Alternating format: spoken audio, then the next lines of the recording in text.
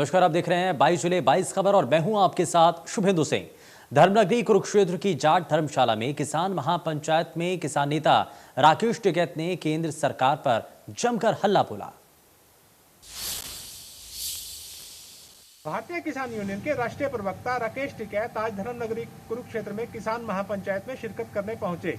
उन्होंने हुंकार भरते हुए कहा कि किसानों के खिलाफ दर्ज आपराधिक मामलों से वो डरकर घर बैठने वाले नहीं हैं। उन्होंने कहा कि हमारी लड़ाई तो केंद्र सरकार से है, लेकिन हरियाणा सरकार यानी मुख्यमंत्री मनोहर लाल क्यों किसानों को उकसाना चाह रहे हैं। एक सवाल के जवाब में उन्होंने कहा कि जब उन्हें बातचीत का निमंत्रण मिलेगा तो किसान प्रतिनिधिमंडल सरकार से बात कर लेगा। बॉर्डर पर किसानों की कम होती संख्या बारे उन्होंने कहा कि एक बार सरकार किसानों से टकराव करके देख ले, खुद ब खुद पता चल जाएगा कि किसानों की संख्या कम है या ज्यादा। भाकियू नेता गुरनाम सिंह चड़ोनी के गृह क्षेत्र में सफल महापंचायत कर राकेश टिकैत ने सिद्ध कर दिया कि किसान आंदोलन किसी व्यक्ति विशेष की बपोती नहीं है। कुरुक्षेत्र से राजीव अरोड़ा, इंडिया न्यूज, हरियाणा।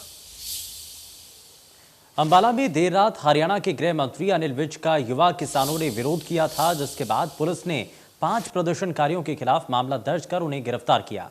सुबह किसानों ने नेशनल हाईवे रोका तो पुलिस ने सभी को हिरासत में लिया। इसके बाद किसानों ने पुलिस लाइन को घेर लिया। पुलिस प्रशासन और किसानों में हुई बैठक में पुलिस ने सभी किसानों को छोड़ने का फैसला लिया, लेकिन पुलिस ने स्पष्ट किया कि एफआईआर कैंसिल नहीं होगी, जिसे किसानों ने मान लिया है।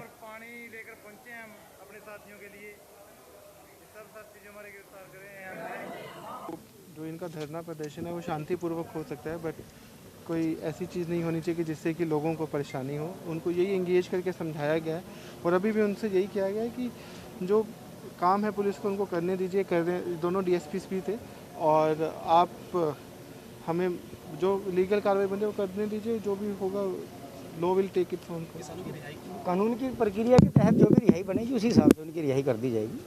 क्या अभी किसान छोड़े जाएंगे? बिल्कुल छोड़े जाएंगे। कानून में जो प्रावधान है उन प्रावधानों का पालन करके उनको छोड़ा जाएगा। मुकदमे वापस सरकार का काम है। मुकदमा दर्ज होने के बाद पुलिस वापस थोड़ी लेती है, सरकार का काम है वो। लीगल जिन लोगों को हिरासत में लिया गया, लीगल फॉर्मेलिटी पूरी करके उनको फारिग किया जाए। पानीपत में किसानों की गिरफ्तारी को लेकर प्रदर्शनकारियों ने इसराना थाने का घेराव किया और इस दौरान पुलिस और प्रदर्शनकारी आमने सामने नजर आए। प्रदर्शनकारियों ने पुलिस बैरिकेड तोड़ने की कोशिश की और इस दौरान पुलिस और प्रदर्शनकारियों में धक्का मुक्की भी देखने को मिली है।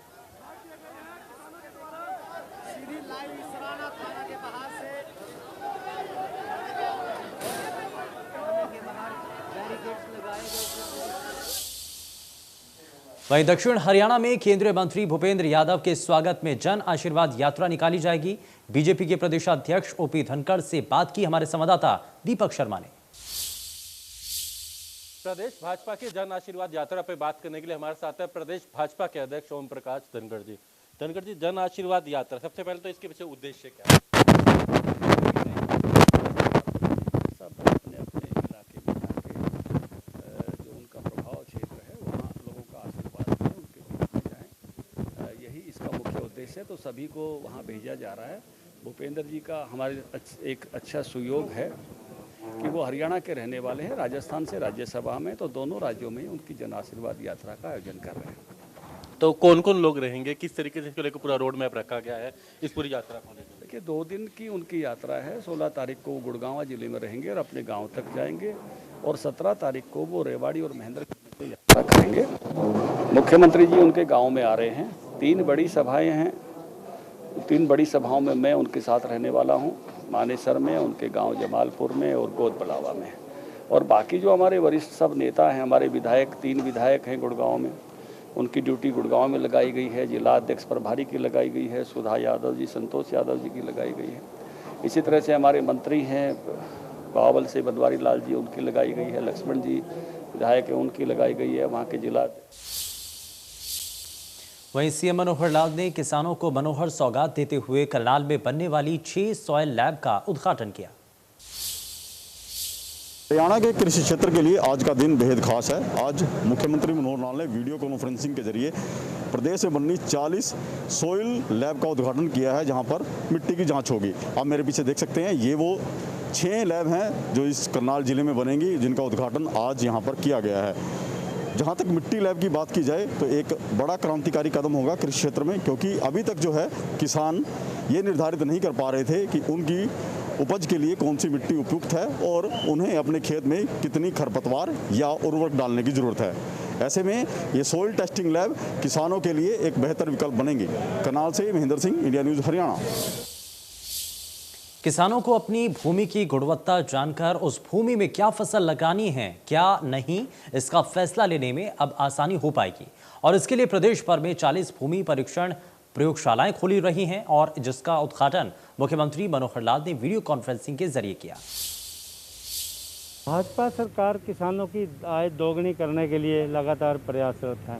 इसी कड़ी में आज मुख्यमंत्री हरियाणा मनोहर लाल खट्टर ने 40 भूमि प्रशिक्षण केंद्रों का उद्घाटन किया, जिसमें 3 केंद्र यमुनानगर के भी हिस्से में आए, जहां पे विधायक घनश्याम दास अरोड़ा उपस्थित थे। उनके साथ उपायुक्त गिरीश अरोड़ा, एसपी कमलदीप गोयल, एसडीएम सुशील, सीटीएम निशा और एग्रीकल्चर ऑफिसर जे संधु सहित पूरे जिला के तमाम अधिकारी मौजूद थे। उन्होंने जो है वीडियो कॉन्फ्रेंसिंग के माध्यम से संबोधित किया और कॉन्फ्रेंसिंग के माध्यम से इसका उद्घाटन किया। उन्होंने कहा कि जो बीज का केंद्र है, जहां ये जो मशीन यहाँ पर स्पेशल तरीके की कंप्यूटर मशीन लगाई गई है, जो ये बताएगी जो भूमि है उसकी उर्वरक शक्ति कितनी है, किस भूमि में कौन सा उत्पादन होना है। यदि जिस भूमि में जैसा उत्पादन होना है वैसी ही भूमि में फसल लगेगी तो फसल भी अच्छी होगी और इससे इनकम में वृद्धि भी होगी। यमुनानगर से देवीदास शारदा, इंडिया न्यूज़ हरियाणा। वहीं सीएम मनोहर लाल ने वीडियो कॉन्फ्रेंसिंग के जरिए पलवल में कृषि और किसान कल्याण विभाग से बनाई गई मृदा परीक्षण प्रयोगशाला का उद्घाटन किया। जिला स्तर पर लघु सचिवालय के सभागार में आयोजित कार्यक्रम में पलवल के विधायक दीपक मंगला और जिला प्रशासन के विभागों के अधिकारी उपस्थित रहे। कार्यक्रम में हर खेत स्वस्थ खेत और मृदा परीक्षण प्रयोगशाला पर आधारित वीडियो और प्रेजेंटेशन दिखाई गई। सीएम ने किसानों को संबोधित किया। विधायक दीपक मंगला का कहना है कि मुख्यमंत्री ने वीडियो कॉन्फ्रेंसिंग से प्रदेश के 14 जिलों में 40 नई मृदा परीक्षण प्रयोगशाला का उद्घाटन किया है।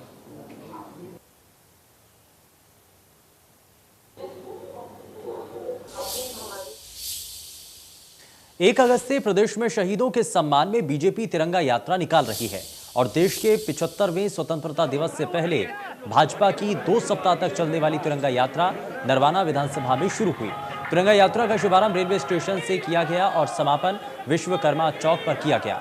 इस मौके पर मुख्य अतिथि के रूप में जिला अध्यक्ष राजू बोर पहुंचे। यात्रा से पहले लोगों को राजू बोर ने संबोधित किया और यात्रा के दौरान बीजेपी जिला अध्यक्ष और कार्यकर्ताओं ने शहर के सभी शहीदी चौक पर पुष्पांजलि अर्पित की।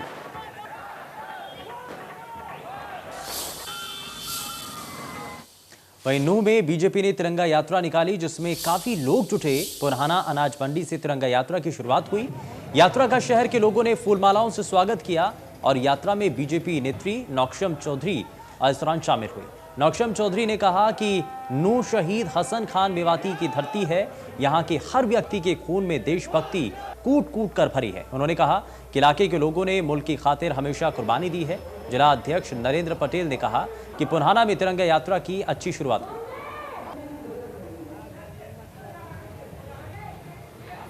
ये तो हमारे खून में दौड़ रहा है, इसमें किसी तैयारी की जरूरत नहीं थी। तो जज्बा है, ये हौसला है, ये अपने मुल्क पर मर मिटने का हौसला है, जो आज सारे पुराना विधानसभा के जितने भी हमारी आवाम थी, जनता थी, उन्होंने एक साथ होकर इसका संदेश दिया है। और आज ये मेवात ने कि पुराना विधानसभा ने ये साबित कर दिया कि जहाँ देश की बात आती है, चाहे कोई वोट दे रहा है किसी को नहीं दे रहा, वो वोट की बात नहीं आज, क्योंकि भारतीय जनता पार्टी ने और हमारे प्रदेश अध्यक्ष ओम प्रकाश धनखड़ जी ने ये तिरंगा यात्रा केवल पार्टी के नाम पे नहीं, केवल देश के शहीदों का सम्मान और तिरंगा का सम्मान के लिए यात्रा। वहीं पंचकुला के सेक्टर 5 स्थित इंद्रधनुष ऑडिटोरियम में 13 अगस्त को हरियाणा सरकार टोक्यो ओलंपिक में शानदार प्रदर्शन करके लौटे खिलाड़ियों का सम्मान समारोह करने जा रही है और सीएम मनोहर लाल पदक वीरों का सम्मान करेंगे। पदक वीरों के सम्मान समारोह की कैसी तैयारी की गई है, एक रिपोर्ट आप देखिए। सूरमा यानी हरियाणा के सूरमा जिन्होंने ओलंपिक के अंदर बड़े बड़े झंडे गाड़ दिए हैं और अपने प्रदर्शन से पूरे ही देश को खुश कर दिया है। पूरा देश आज सभी ओलंपिक विजेताओं और खिलाड़ियों के नाम पर तालियां बजा रहा है। हरियाणा में उनके लिए एक प्रोग्राम आयोजित किया गया है। ये वो रेड कारपेट है जिससे खिलाड़ी यहाँ सेक्टर 5 के इंद्रधनुष ऑडिटोरियम के अंदर एंटर होंगे। सरकार की ओर से और खेल विभाग की ओर से आयोजित किए जा रहे इस कार्यक्रम में खास बात यह है कि स्टेडियम जो खिलाड़ी हैं उनके लिए अलग से एंट्री तय की गई है। उन्हें मानो ये एहसास दिलाया जा रहा है कि आप पूरे प्रदेश के लिए सबसे खास हैं। रेड वेलवेट एंट्री इन खिलाड़ियों के लिए तय की गई है, जो सरकार की ओर से कल फंक्शन किया जाना है। सरकारी पीजी कॉलेज की मांग शहरवासियों की सालों पुरानी है और पिछले साल शुरू किए गए आंदोलन के 105 दिन पूरे होने के बाद प्रदेश सरकार ने फरवरी में विधानसभा सत्र के दौरान जिला मुख्यालय सरकारी पीजी कॉलेज इसी सत्र से शुरू करने की घोषणा की और इसको लेकर के युवाओं में बेहद उत्साह बना हुआ है। कई अरसे से लंबित चरखी दादरी निवासियों की राजकीय पीजी कॉलेज की मांग पूरी हुई हो, लेकिन भवन के अभाव में विद्यार्थियों को परेशानियों से रूबरू होना पड़ सकता है। दरअसल 16 तारीख से विद्यार्थियों के ऑनलाइन दाखिलों की प्रक्रिया शुरू होगी और इस बीच किसान मॉडल स्कूल के लिए बनाए गए भवन में जिस तरह से कक्षाएं लगाए जाने का शेड्यूल जारी किया गया है, क्योंकि कॉलेज का खुद का कोई भवन नहीं है। 2016 में जब चरखी दादरी को ज़िला घोषित किया गया था, उसके बाद किसान मॉडल स्कूल के भवन में कुछ कार्यालय खोले गए थे। झाड़ जंखाड़ इसमें उग चुके हैं, कहीं पानी जमा है तो कहीं बिल्डिंग जर्जर हो चुकी है। पशुओं के द्वारा भी यहाँ पर गंदगी फैलाई गई है। ऐसे में किस तरह से कक्षाएं यहाँ पर लगाई जाएंगी, ये एक बड़ा सवाल खड़ा हुआ है। विद्यार्थियों की माने तो उनका कहना है कि पहले तमाम व्यवस्थाएं मुकम्मल की जानी चाहिए, उसके बाद यहाँ पर कक्षाएं लगाई जानी चाहिए। हालांकि इस वर्ष इसी सत्र की अगर बात करें, कक्षाएं शुरू की जानी है 16 सितंबर से, जिस तरह का शेड्यूल जारी किया गया है। अभी पहले दाखिलों की प्रक्रिया शुरू की जाएगी, उसके बाद यहाँ पर कक्षाएं लगाई जाएंगी। लेकिन कक्षाएं लगाई कहाँ जाएंगी, ये कहीं न कहीं एक बड़ा सवाल है, एक प्रश्न चिन्ह बनकर उभरा है। क्योंकि जो किसान मॉडल स्कूल का भवन है, आधा भवन उसको एक्वायर किया गया है और उस भवन की हालत इतनी ख़राब है कि यहाँ पर कक्षाएं नहीं लगाई जा सकती। अब देखने वाली बात ये होगी कि किस तरह के वैकल्पिक इंतजामात नए कॉलेज के लिए किए जाते हैं। चरखी दादरी से सहयोगी अनिल लहरी व वीडियो जर्नलिस्ट सुमित अवस्थी के साथ रवि जांगड़ा, इंडिया न्यूज़, हरियाणा। वहीं सुप्रीम कोर्ट के आदेश के बाद अरावली क्षेत्र में तमाम अवैध निर्माण को ढहाने की प्रक्रियाएं पिछले लगातार 3 दिन से चलाई जा रही हैं। निगम और वन विभाग की तरफ से तोड़फोड़ की कार्रवाई की जा रही है और वन क्षेत्र में आने वाले सभी झुग्गी झोपड़ियों को निगम और वन विभाग की संयुक्त कार्रवाई के साथ हटाया जा रहा है।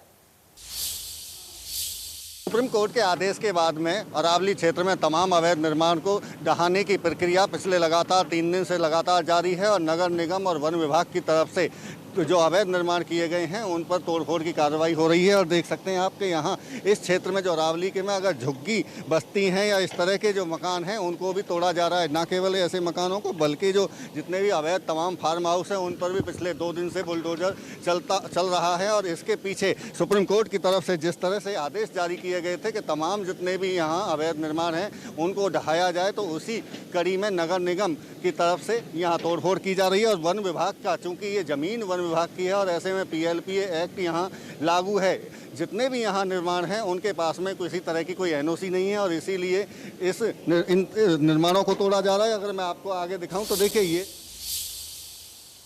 हरियाणा पुलिस पेपर लीक मामले को लेकर हिसार में छात्रों और शिक्षकों ने प्रदर्शन किया और इस दौरान नारेबाजी करते हुए प्रदर्शनकारी रेड स्क्वायर मार्केट से लघु सचिवालय तक पहुंचे और जिला शिक्षा अधिकारी को अपनी मांगों को लेकर ज्ञापन सौंपा।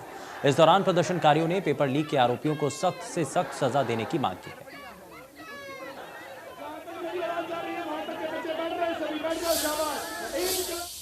अठारह अगस्त से शुरू होने वाली हरियाणा विद्यालय शिक्षा बोर्ड की परीक्षाओं की तैयारी पूरी कर ली गई है। एक अरसे के बाद हरियाणा विद्यालय शिक्षा बोर्ड के द्वारा परीक्षाओं का आयोजन किया जाएगा। 18 तारीख को जहां कंपार्टमेंट अतिरिक्त विषय बैंक सुधार की परीक्षा आयोजित की जाएगी, एक दिन ये परीक्षा आयोजित की जाएगी। और इस परीक्षा की खास बात यह है कि पूर्व मुख्यमंत्री ओम प्रकाश चौटाला भी 10वीं की अंग्रेजी की परीक्षा देंगे। हालांकि जिस तरह से 6 विद्यार्थी जिन्होंने 12वीं की परीक्षा भी पास कर ली है ओपन स्कूल से, उन विद्यार्थियों का परीक्षा परिणाम रोका गया था और पूर्व मुख्यमंत्री ओम प्रकाश चौटाला भी उन विद्यार्थियों में एक है, क्योंकि 10वीं की जो उनकी परीक्षा थी उसमें अंग्रेजी विषय की परीक्षा उत्तीर्ण नहीं की गई थी।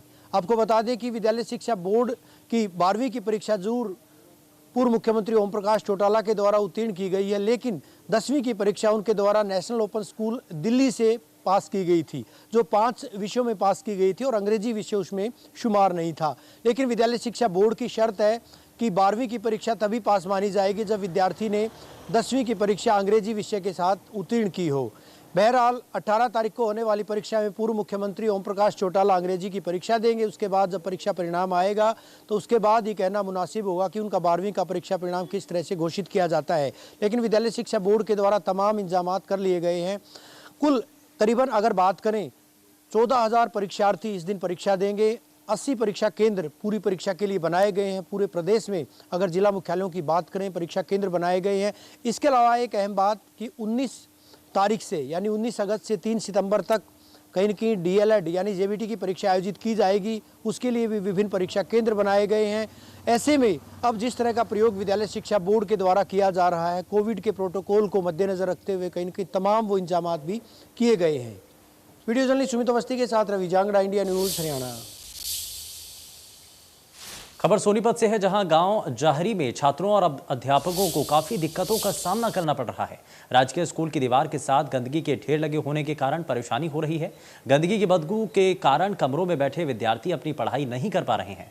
वहीं गंदगी के ढेरों के कारण बीमारी फैलने की आशंका बनी हुई है।